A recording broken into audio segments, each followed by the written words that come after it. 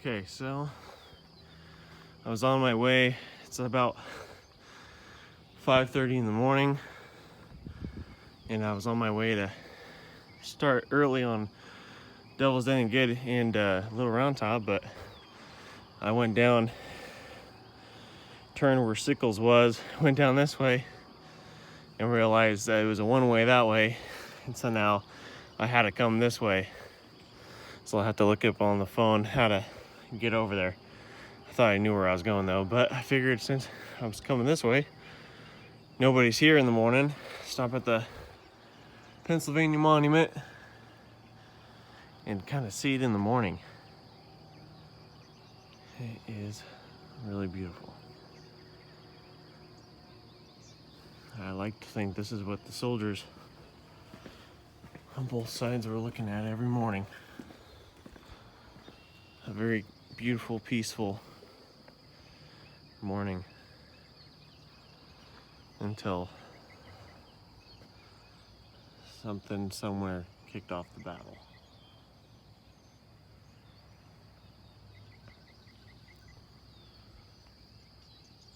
Quite peaceful. Anyway, I better get over to Devil's Den and everything and start on that. Can continue our battlefield tour for some of the most popular parts of the battle, and hopefully I'll get to Culp's Hill over there, right over there. Hopefully, I should be able to. I don't know much about Culp's Hill though at all. I need to know more. All right, guys, see you in a little bit. Okay, guys, I'm the only one here. And we are at the bottom of Devil's Den. We're gonna walk through it, visit the spot where the 124th New York fought. Right here we have the 4th Maine Infantry. And when we get to the top here, we will take a look at our maps and see what's going on.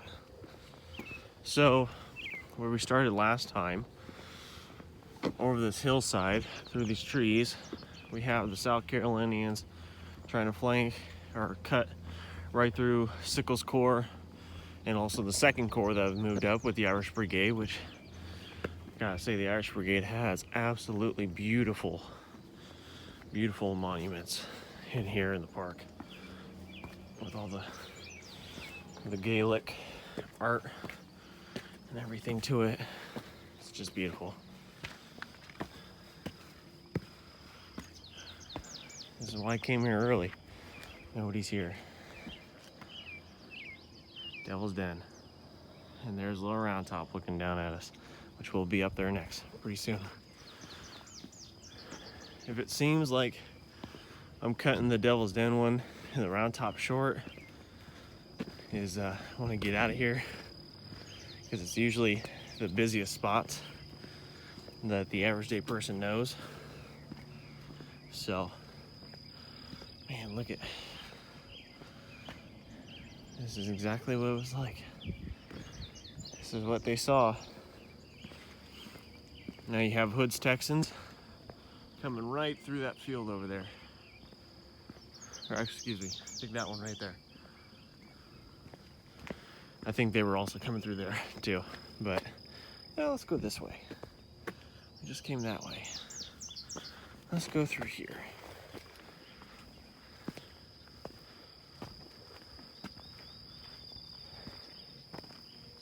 Tell you what, God, it's so rocky.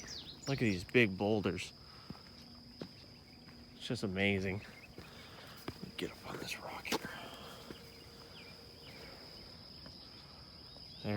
There we go. That's where they were coming from right there. And then right here, these trees is where the 2nd Corps was. And Patrick Kelly's brigade with the Irish. And the Georgians were coming down through there. And this is the Triangle Field. Pretty cool stuff. Let me take a look at my map and then I'll give you guys a little bit better of a tour here. All right, so just walked up the path there. Here's the Triangle Field. So, looking at our map, that's the wrong one.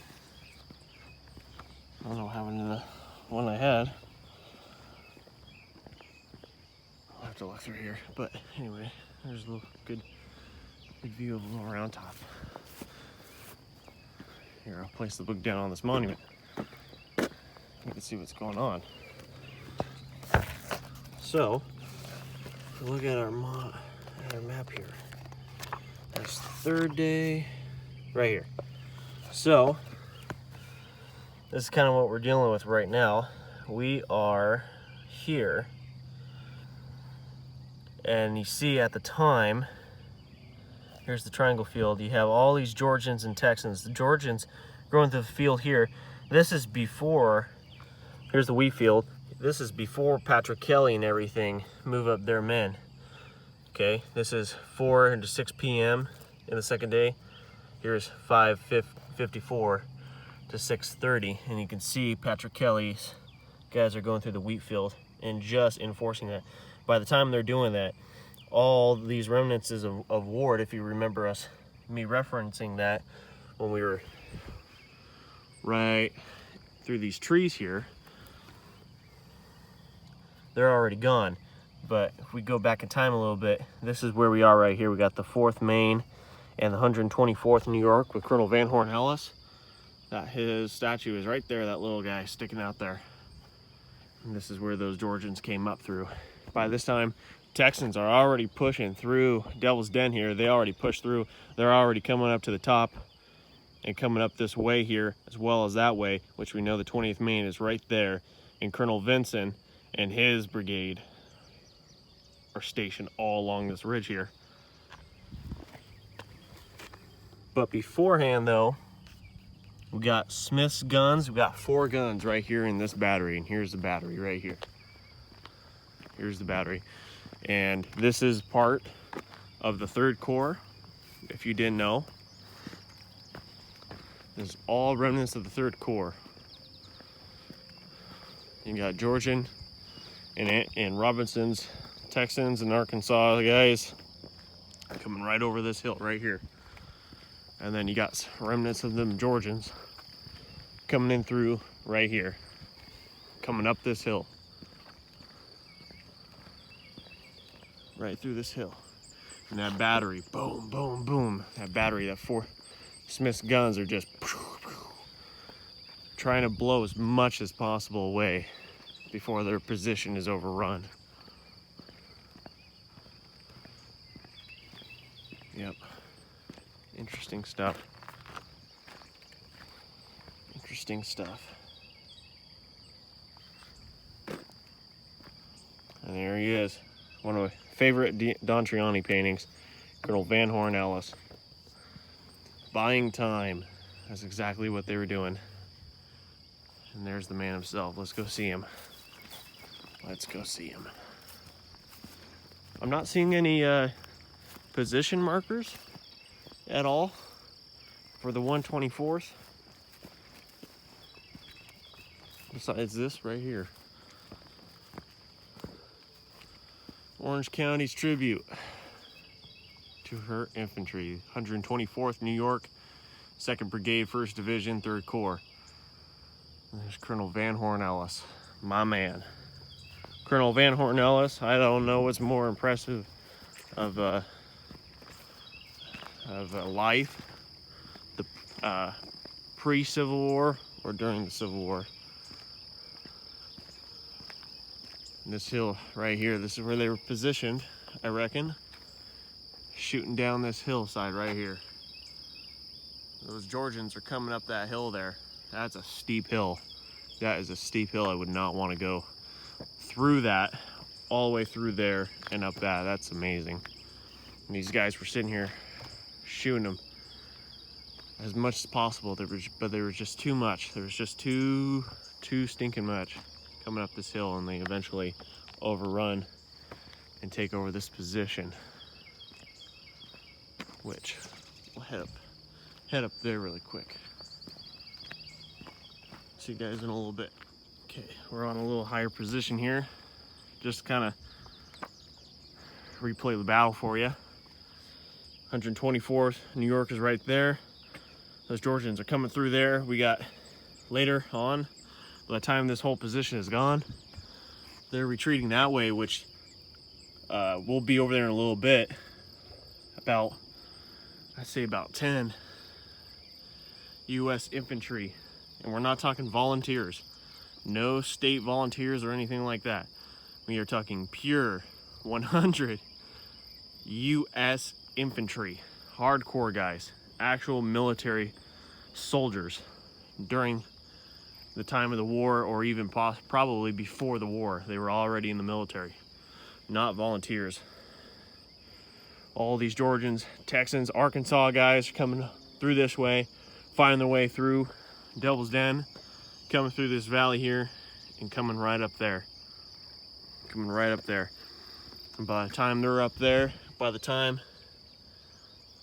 Second Corps finally moves in to kind of save some of what's left of this position over here of Sickles' division, part of his division, I forget who was in command of the division in this area. If I look at my map, Ward, part of Ward's.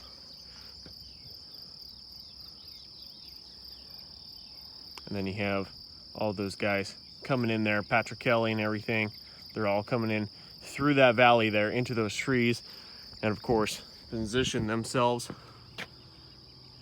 in the wheat field and in the trees right in here. And again, we got that those U.S. soldiers, regiments coming in there, while the Texans and Arkansas guys are running up here. We got Colonel Vincent that's strung into action and has his men put right here to repel their attacks. All right, guys, I think that about does it for over here. Yeah, I think that about does it. I'm gonna try and swing around that way, and if not, I'll probably do some little movie magic and cut it up to be chronological. But I think we're gonna go up there really quick, see that early this morning, and then I'm gonna drive through here, up this hill through here, and we're gonna go see the U.S. regiments that are coming in. So, all right, guys, I got my hat on for the 69th Irish. I need my Corps badge though. My Corps badge needs to be sewn on. I have the Corps badge, but it just needs to be sewn on. So, all right, guys, see you in a little bit. All right, guys, so we are on Little Round Top. So I think we can head down there. I don't know how.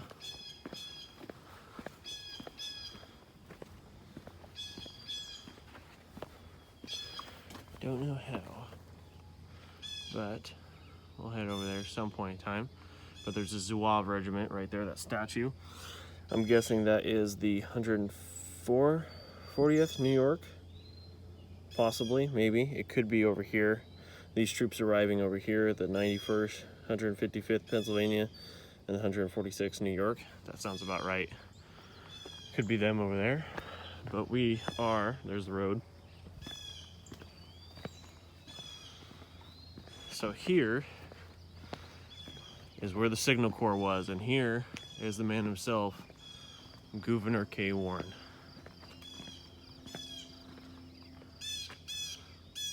Right here.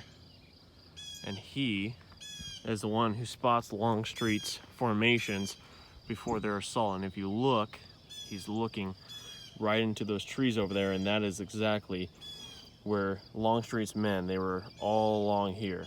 Probably, I'm guessing, where that divot is, all the way here. And that's how they begin their assault, which he saw the glitters in the sun of the bayonets in the tree line right here. And he says, those guys, there's troops over there in those trees, and they're forming up for an attack, and we need to prepare. And he basically gives out the warning. Longstreet's about to attack, and he kind of saves the left flank here of the whole entire Union Army.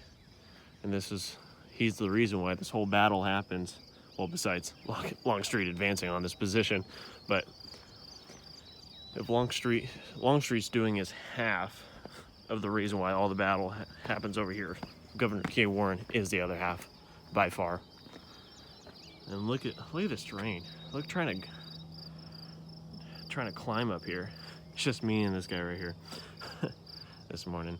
But just think of trying to climb up this thing. It's just absolutely amazing. Good old Governor K. Warren, part of the Signal Corps. So if we go up here, we have a battery up here. This seems to be Hazlitt's guns, 6 of them. I do not know what they consist of, though. There's Governor K. Warren, the Signal Corps. There he is right there. He later becomes an awesome commander in the later years of the war, commanding, I think, a corps by himself. Pretty cool stuff. 91st Pennsylvania Infantry. Somewhere along here. Okay, so the 91st right there. So those troops that are coming this way end up falling in around here. Yep. And here's the battery right here. 5th Corps Artillery Brigade, Battery D, 5th U.S. Artillery, 6 rifle 10-pounders. That's what he had right here. 6 rifle 10-pounders. And this is Brigade General Weed, fell mortally wounded near this point, probably the victim of a Confederate sharpshooter. And when he's down, there's another officer that takes his place. You know, because I mean, somebody's got to command the troops. So once he falls and is mortally wounded, some other guy comes over here and takes charge, and he himself also gets shot. And I'd like to think, for the romance of it, that the same Confederate sharpshooter that took out Weed was the same sharpshooter that took out the guy that fell into his place. But I'll let him do his thing, not record over there. But you guys get a good picture of what everything looks like up here on Little Round Top. Just think they're positioned right through these rocks in here. Absolutely amazing stuff. This battery here, I mean, look at this. Is a beautiful battery. Again, you got 6 10-pounder rifle guns, and you can just shoot all out there from the moment that they start marching. I think if they can fire that far, they might not be able to. But look at, you see everything. You see Pickett's charge over there. You even see parts of Sickle. There's the barn right there, and the peach orchard. I mean, you could see so much through here. And then if you see those right there on those ridge, those are the monuments for the U.S. infantry that are coming in. So if you remember, which I'm guessing you do, it was only a couple minutes ago to you guys, but we were right on that ridge there where Devil's Den is. That's where the U.S. infantry is trying to come in here and stop all of this big, huge retreating that's happening. All these units here just come this way. And if you could sit in their shoes for a moment, just think you're part of Vincent's brigade of the 5th Corps, standing up here in your positions, getting ready. Because remember, this was a rushed thing. Moving up here was a rushed thing. Thankfully, they got up here thanks to Colonel Vincent, instead of going through the proper chain of commands, which would probably have taken it a lot longer. You're positioning up here in your men, and you're watching your fellow soldiers, like the 124th New York, Colonel Van Horn Ellis, and the 4th Maine, and on the other ones over there, and also the battery there being taken too. I think the battery was taken and turned around as well by the Confederates and used. I'm not too sure on that, but I think I remember hearing something about that from one of the Gettysburg lectures on YouTube. But you seeing them just run for their lives this way as all these Confederates come charging through. And you got the Texas banners and the Arkansas banners and the Georgian banners just coming over this ridgeline here, and you're just like, oh shit. They got to go through all this. Man, I love the green. It's just absolutely beautiful. But all right, guys. Well, we'll talk to you later. This was Little Round Top. We'll go check out the 20th Maine. We'll go ahead and head over here. I just talked to that old timer that just walked right through. Just bullshitted him a little bit and reminded me so much of my grandfather. He, long whiskers, long beard, long, wavy, golden, whitish hair, and an old, we're talking worn out, U.S. Cavalry hat. But we're not talking Civil War. We're talking like the Rough Riders and Teddy Roosevelt. And he put it pretty plainly. I said, quite amazing, isn't it? He goes, oh man, that's why I got up this morning to see all this. And he said a word I have never heard of, which I'm guessing is probably from where he's from. That's the cool thing about being in the US with all these different states and everything like that, but I guess it's probably the same everywhere else though. But he goes, I said, can you imagine seeing all those Alabamians and Texans and Georgians coming over that ridge there while all your guys are retreating, running for their lives this way? And he goes, those men had fucking balls. And he's right. These guys, men were just men. I mean, this is just,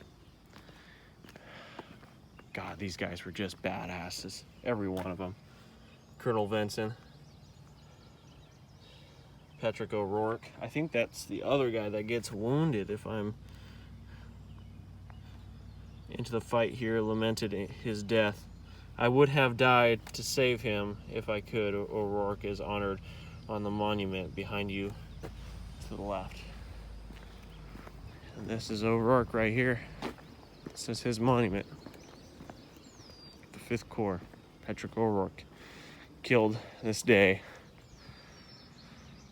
Number engaged, 526. Casualties, 26 killed, 89 wounded, 18 missing.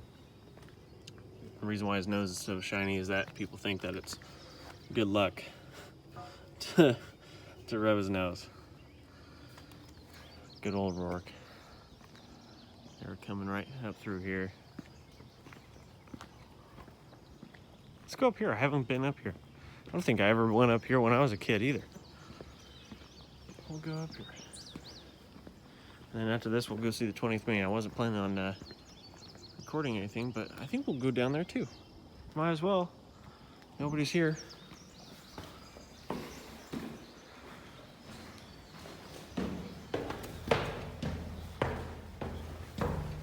Go up these stairs here.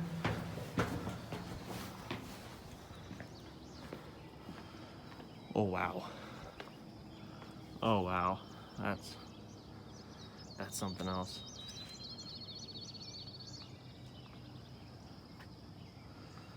This is crazy. All the fighting through there. Man, let's take a look at our map here. Let's take a look at our map.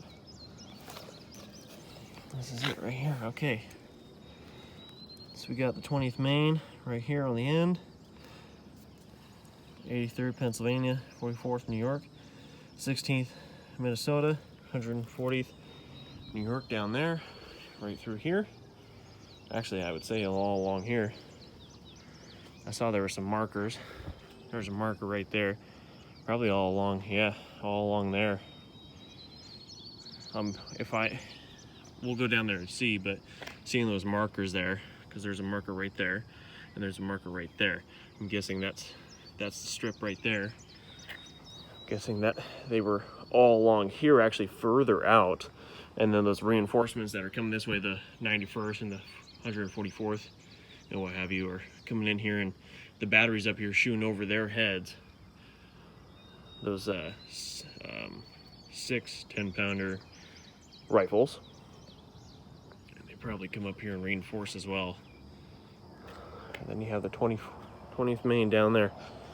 We'll go see that. But let's go check out what's in front of here. That way we can see, because I want to see if this is it right here. If they were out that far, which I think they were. Let's go check it out. Okay, so I kind of figured it out here. This is why we're here. This is why we're in the battlefield, to understand it more, and to see the terrain, how it was, and see who was where. So this, I was thinking I was gonna see the 83rd Pennsylvania down here. Okay, so if we flip it around, well, it's the 16th Michigan. If we look, the 16th Michigan on our thing is right there. It's near the end, you know. So that means that the 44th New York and the 83rd Pennsylvania were all down there. So I was thinking that they were all along here, and then the guys coming in reinforce them up here. But no, this whole line was actually just shifted down here. This is near the end. So the 140th New York was over there, just right over there. His guns are up there. And through these woods here, which we'll go through the woods here, actually are 2 other regiments, and then the 20th Maine on the very end. And the men coming this way, because if you remember the 91st New York, I think it was the 91st regiment coming in this way with a couple other regiments, those probably actually line up right on this side here along this hillside. So then it's just one full long line. So looks like that's what it was. I'm guessing this is what they made right through here. Man, could you imagine that? God damn. It's just incredible. Absolutely incredible. These guys had balls. These guys had balls, and he's right. These men were just something else, of a different breed. I guess you could say that for every war, but these guys were different. At times, it's true, but it's not. They're all the same, all the eras: Vietnam, World War II, World War I, Civil War, Revolutionary War. They're all the same in some cases, but others, though, it's just they're different from the time that they lived in. You know, they didn't have anything at their disposal to this day. If you wanted your family to eat that night, and you're out in the Timbuktu in the prairie, you had to hunt. You had to, provide crops. Right here, General Strong Vincent, wounded right here. Right here, and I'm guessing they set him down right around here where this flower is. Right here, commanding his troops. So along here, that's why the monuments are down there. If you can see right behind that tree there, on the corner of the page, there's a monument down there. These men were all along here.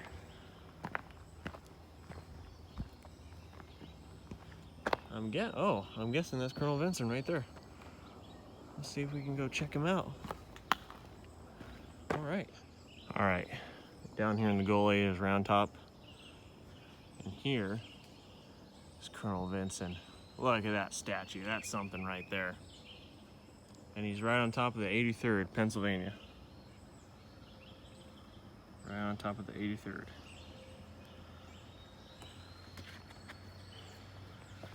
And right on the left of the 83rd is the 20th New York, which we'll go over there.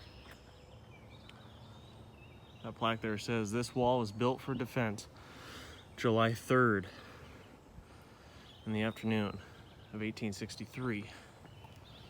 That little wall right there. I got a fly that just won't stop bugging me. Right here. This is where the boys were. There's some stones right there. Stones right there, built for defense.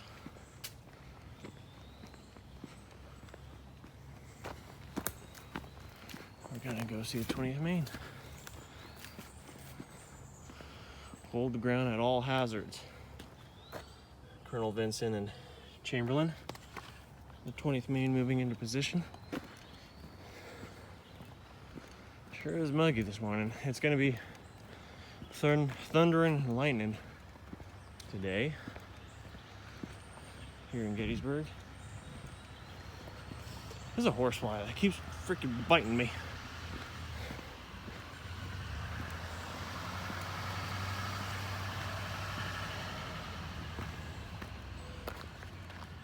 There's Chamberlain, and there's the man in control with the Alabama guys. 15th Alabama. Colonel William C. Oates.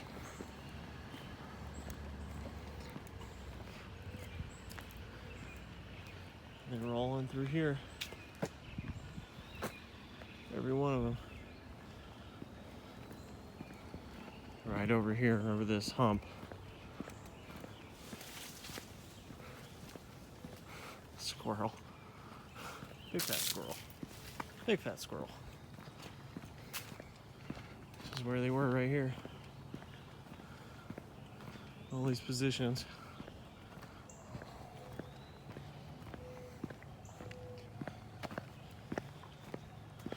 So you have Chamberlain's men lined up from here.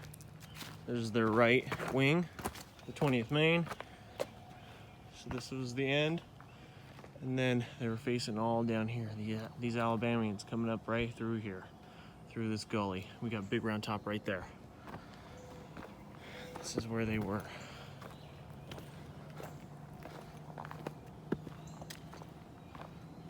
And then you have another wall over there.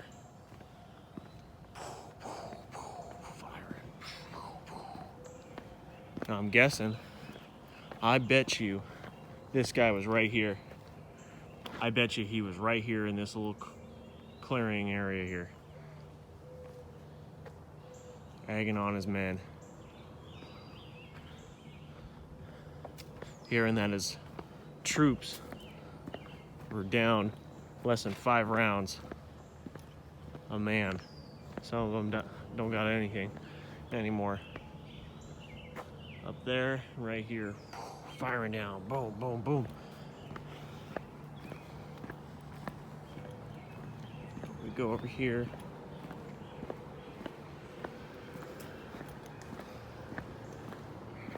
Right here, 20th Maine, 3rd Brigade, 1st Division, 5th Corps.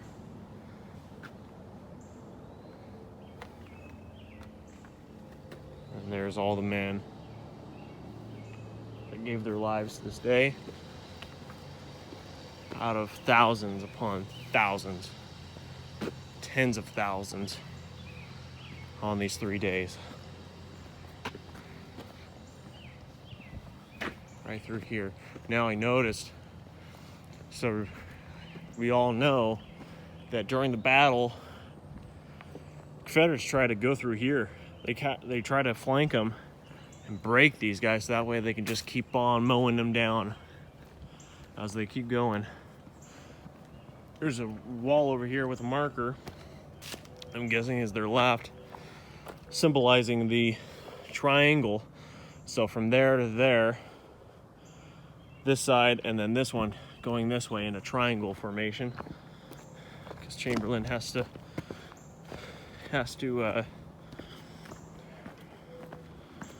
resist the line and face down this way. Yep.